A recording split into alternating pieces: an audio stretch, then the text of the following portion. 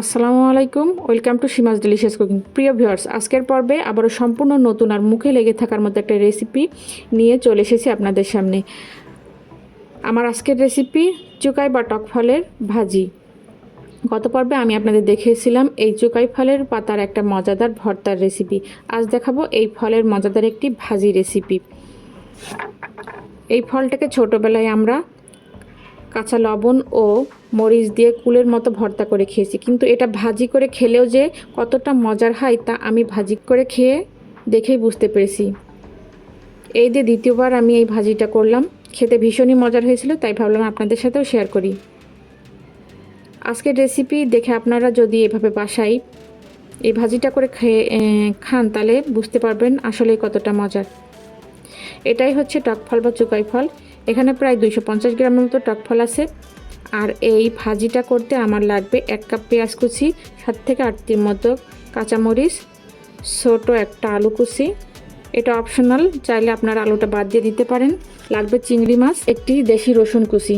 যেহেতু আমার চিংড়িগুলো একটু বড় সাইজের, তাই প্রথমে একটা কেচির সাহায্যে আমি চিংড়িগুলোকে ছোট ছোট টুকরা করে নিচ্ছি। আপনারা চাইলে গুঁড়া চিংড়ি দিয়েও এই ভাজিটা করতে পারেন।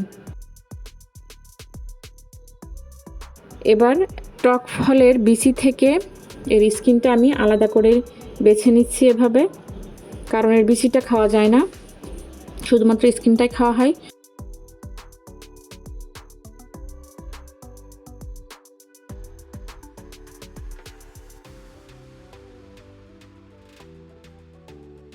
তো এই যে দেখুন, ফলের সব স্কিনগুলোকে আমি বিচি থেকে আলাদা করে খুলে নিয়েছি। এবার চুলায় একটা প্যান বসিয়ে দিয়েছি। প্যানটা গরম হয়ে এলে এতে 2 টেবিল চামচের মতো রান্নার তেল দিয়ে দিলাম। তেল গরম হয়ে এলে দিয়ে দিচ্ছি 1/2 চামচ আস্ত জিরা, দিয়ে দিচ্ছি কুচি করা রসুন, একটু নেড়ে দিয়ে দিচ্ছি পেঁয়াজ কুচি, সামান্য ভেজে দিয়ে দিচ্ছি কুচি করা আলু, আর অ্যাড করে দিচ্ছি স্বাদ অনুযায়ী লবণ ও হলুদের গুঁড়া। 2 মিনিট এটাকে ভালো করে ভেজে নেব, এতে আলুটা কিছুটা সিদ্ধ হয়ে যাবে। এবার একই প্যানে সাইডে সরিয়ে এর সাথে চিংড়িগুলোকেও হলুদ লবণ মাখিয়ে আমি ভেজে নিচ্ছি। এবার চিংড়িটাও আলুর সাথে ভালো করে মিশিয়ে কিছুক্ষণ নেড়েচেড়ে ভেজে নেব। দিয়ে দিচ্ছি কাঁচামরিচের ফালি।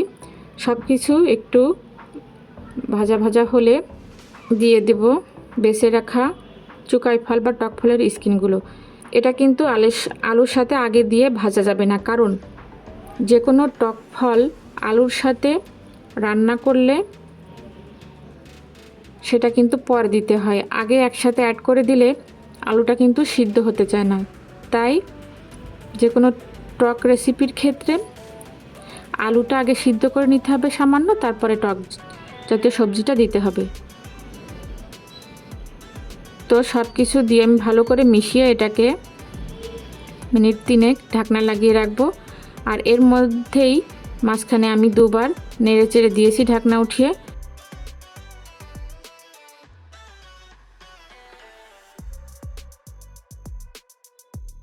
তো এই যে দেখুন, আমার ভাজিটা প্রায় রেডি। নেড়ে নেড়ে আমি প্রায় 5 মিনিট ভেজে এটাকে আলুর সাথে ভেজে নিয়েছি। এবার একটু চেক করে দেখিয়ে দিচ্ছি আলুটা সিদ্ধ হয়েছে কিনা। দেখুন, আলুটা চাপ দিলে ভেঙে যাচ্ছে। তো আমার ভাজিটা করা শেষ। এবার আমি চুলার জালটা বন্ধ করে দিয়েছি। এবার আপনাদের চুলা থেকে একটা পাত্রে উঠিয়ে সার্ভ করে দেখিয়ে দিব। তো দেখুন কত সহজে আর কম সময়ে তৈরি হয়ে গেল আমার টক ফলের অসাধারণ এই মজাদার ভাজি। আপনারাও একবার এই ভাজিটা করে খেয়ে দেখতে পারেন। যদি কখনো না খেয়ে থাকেন তাহলে খেয়ে দেখবেন, ভীষণই মজার হয়। আর এই ভাজিটা কিন্তু মুখের রুচি বাড়াতেও সহযোগিতা করে। স্বাদটা অনেকটা কামরাঙা ফলের মতো। তো আমার আজকের ভিডিওটি পর্যন্তই। আমার আজকের রেসিপিটি যদি আপনাদের ভালো লেগে থাকে তাহলে লাইক, কমেন্ট, শেয়ারের মাধ্যমে জানিয়ে দেবেন। সবাই ভালো থাকবেন, দেখা হবে পরবর্তী ভিডিওতে। ততক্ষণ পর্যন্ত আল্লাহ হাফেজ।